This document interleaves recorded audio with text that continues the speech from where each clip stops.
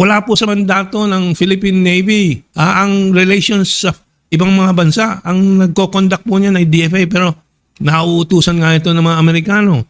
But itong huling ginawa po ni Admiral Trinidad ng Philippine Navy spokesman na nakialam po siya sa issue ng Taiwan, ito po ay napakadelikado po. Dahil red line po ng People's Republic of China yung issue ng Taiwan, internal affairs sa kanila yan. At wala talaga tayong pakialam dyan. Pero tulad ng aking laging pinapaliwanag, itong mga military officers po natin, one way or another, ay napapaglaruan, napag-uutusan po ng Amerikano. Dahil wala pong dahilan na makialam po itong si Trinidad sa mga usapan about Taiwan.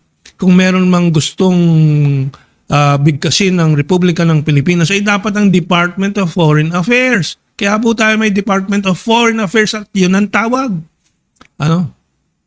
Wala po sa mandato ng Philippine Navy, Philippine Armed Forces, ang relations sa ibang mga bansa. Ang nagko-conduct po niya ay DFA, pero nauutusan nga ito ng mga Amerikano.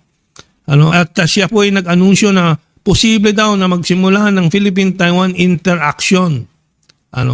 Sabi nga nitong report ng South China Morning Post, ito ang magiging tingin ng Beijing, would be seen in Beijing as independent support.